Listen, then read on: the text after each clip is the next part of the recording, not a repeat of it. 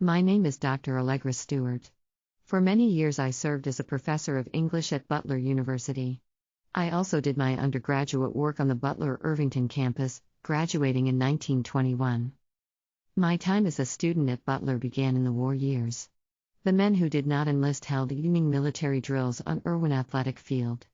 Barracks, which later became the gymnasium, were erected on the southwest corner of Butler and University Avenues. The mess hall, later a classroom and a cafeteria, was erected just to the north. All during the war the girls had knitted for the soldiers, to the annoyance of some of the professors. It was finally agreed that the girls would not knit during classes but could do so in chapel.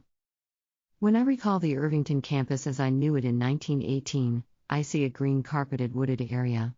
There was a stone summer house. The octagonal-shaped astronomical observatory stood on a bit of high ground on the northeast corner of the campus.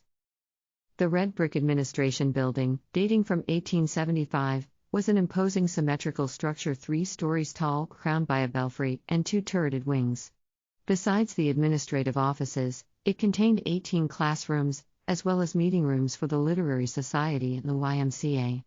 On the 3rd floor was the chapel. There was a round radiator just inside the north door where on cold winter mornings we who came by streetcar used to warm our fingers and toes after the long freezing walk down Butler Avenue from Washington Street. The Science Building, Burgess Hall, also of red brick, was nearly as large as the Administration Building. It contained 6 large classrooms, a museum hall, an Athenaeum hall and the laboratories for chemistry, physics and biology. When I was a student, Professor Means presided over chemistry, Professor Friesner over botany, and Professor Bmer over biology. The Bona Thompson Memorial Library still stands on its old site.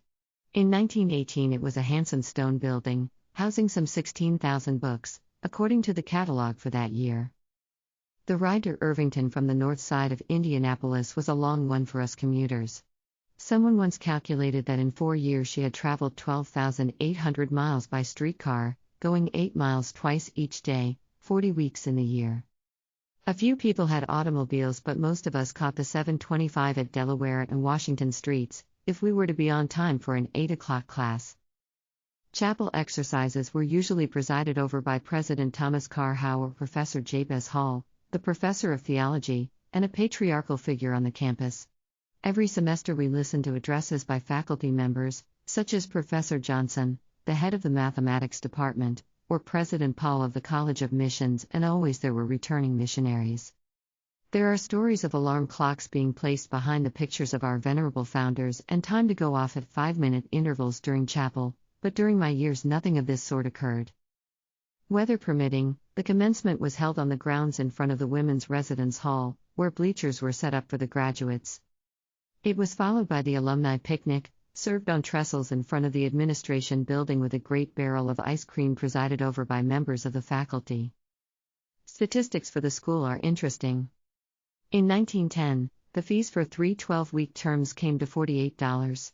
Rooms ranged in price from $27 to $36 a year, board from $72 to $126 a year, and books cost a further $10 to $20. By my freshman year, expenses had increased a little. As I recall, tuition was about $50 a semester in 1918. In 1921 there were some 36 members of the faculty. By in 1928, there were 72. Pre-war enrollment averaged 650 a year, rising just after the war to nearly 1,000 by 1918. By 1922, it was 1,592. This increased enrollment put classrooms at a premium. Some of the larger ones were subdivided. Overall, there was an awareness of the imminent removal to the Northside campus. When I returned to campus as an instructor, there was great talk of a new Butler. It was a boom time. The Roaring Twenties were in. So was Prohibition. So were flappers. And it was not long until the Charleston became the popular dance, and skirts grew shorter and shorter, and hair was bobbed, and hats close-fitting and bell-shaped. I heard that Dean Evelyn Butler caught 2 girls attending a dance without stockings. I do not know what dire consequences awaited them. To the students who attended the old Butler on the Irvington campus, the change meant a wrench of the heart and the breaking of traditions.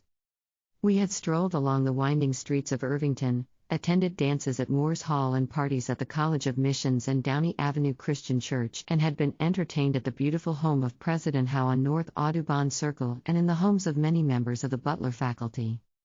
We had attended chapel, produced musical programs, eaten sandwiches and ice cream sodas at the drugstore, and hot dogs at the shack by the railroad. It was sad to leave the old places for the raw newness of the Fairview campus.